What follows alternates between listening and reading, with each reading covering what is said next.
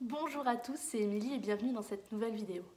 Aujourd'hui ensemble, on va continuer sur la série de vidéos que j'ai faites sur les modalités ou les choses que vous pourriez négocier auprès du banquier lorsque vous allez faire votre demande de crédit immobilier.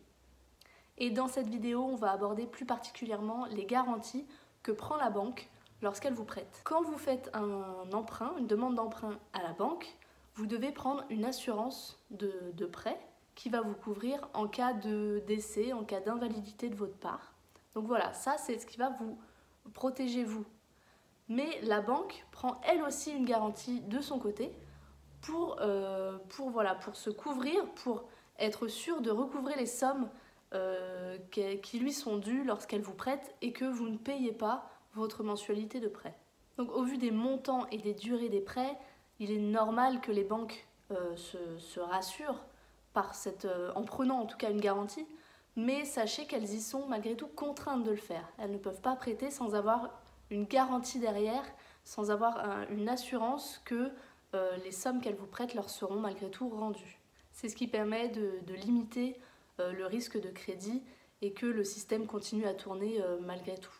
C'est ces garanties aussi qui permettent d'avoir des taux intéressants, puisque si jamais la banque elle prenait un risque, vraiment un gros risque en vous prêtant, forcément les taux ne seraient pas aussi bas, les durées ne seraient pas aussi grandes.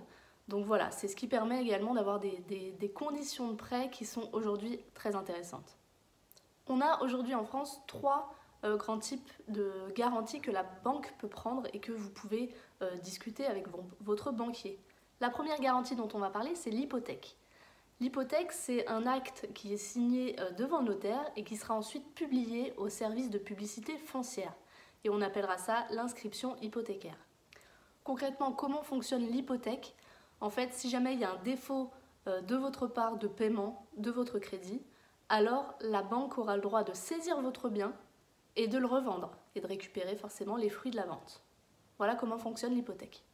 L'hypothèque peut garantir le montant d'acquisition du bien, mais également les travaux, le mobilier ou même un bien qui sera neuf et qui sera vendu en VFA, c'est-à-dire que vous l'achetez sur plan et à la livraison, vous êtes officiellement propriétaire.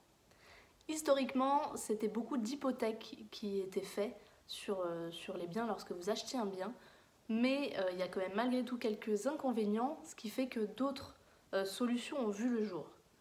Mais avant de vous parler de ces solutions-là, on va finir sur justement les inconvénients que présente l'hypothèque.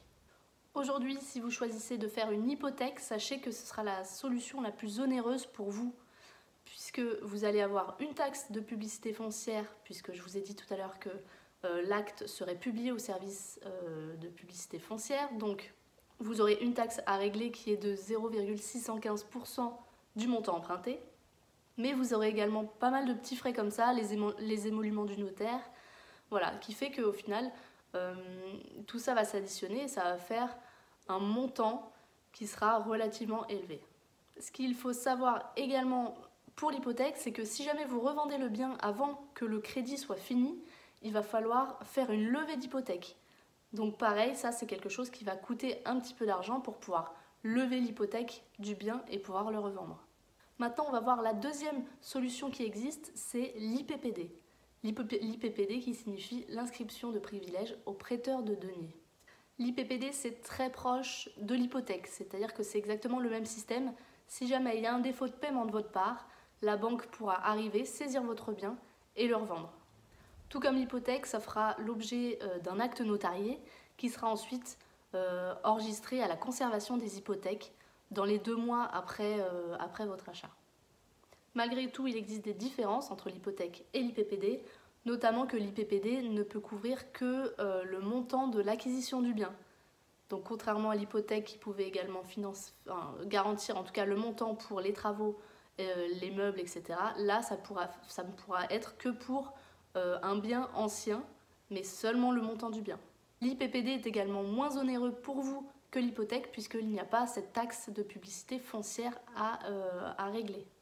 Sachez qu'il est possible de mixer les deux, c'est-à-dire que si vous projetez d'acheter un bien avec des travaux, il est possible de garantir le montant du bien par de l'IPPD et du coup le montant des travaux par de l'hypothèque.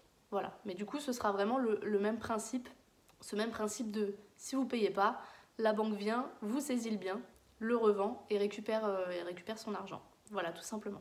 Et on en vient à la troisième solution qui, elle, est différente, c'est le cautionnement. Donc en fait, c'est des organismes de cautionnement solidaires qui se sont spécialisés dans ce type de garantie. Donc comment ça fonctionne? En fait, ça repose sur un fonds commun auquel chaque emprunteur contribue et ça va permettre de financer du coup les dossiers défectueux. Votre contribution à cet organisme de cautionnement se fera via le versement d'une contribution qui sera proportionnelle au montant que vous allez emprunter. Et donc cette contribution va aller d'une part dans les poches de la société de cautionnement et d'autre part sur un fonds mutuel de garantie qui pourra être amené à vous rembourser une certaine partie au terme de votre crédit immobilier si bien sûr il n'y a eu absolument aucun souci tout au long de votre crédit et qu'il n'y a eu aucun défaut de paiement. Chaque banque a sa société de cautionnement qui peut être commun à plusieurs banques. Par exemple, vous aurez le Crédit Logement qui est malgré tout l'organisme de cautionnement le plus utilisé par les banques, mais vous avez également la CAMCA pour le Crédit Agricole ou encore la SACEF pour la Caisse d'épargne. Donc ces noms vous disent peut-être quelque chose, vous en avez déjà peut-être entendu parler. Le gros avantage du cautionnement, c'est que vous n'avez pas besoin d'aller signer devant un notaire et que du coup, c'est quand même moins onéreux puisqu'il n'y a pas tous les frais, tous les émoluments, toutes les taxes à régler. C'est également la solution qui est privilégiée par les banques aujourd'hui. Pourquoi ? Simplement parce qu'elle n'aura pas d'immobilier potentiellement à gérer. C'est-à-dire que malgré tout, quand vous êtes en hypothèque, la banque doit saisir votre bien et doit s'occuper de la vente. C'est pas tellement le cœur de leur métier. Donc forcément, eux, ils préfèrent, avec l'argument aussi de c'est moins onéreux, c'est plus accessible pour vous, ils préfèrent vous rediriger vers l'organisme de cautionnement. L'inconvénient, c'est que en fait, la banque, comment ça va se passer? La banque va peut-être vous autoriser, en tout cas approuver votre dossier pour le montant de l'emprunt que vous souhaitez faire, mais ensuite il va envoyer votre dossier au Crédit Logement par exemple, qui va lui à son tour étudier le dossier et voir si oui ou non il vous prête. Donc parfois vous pouvez avoir un accord de votre banquier, mais la société de cautionnement derrière dira non, moi je le sens pas.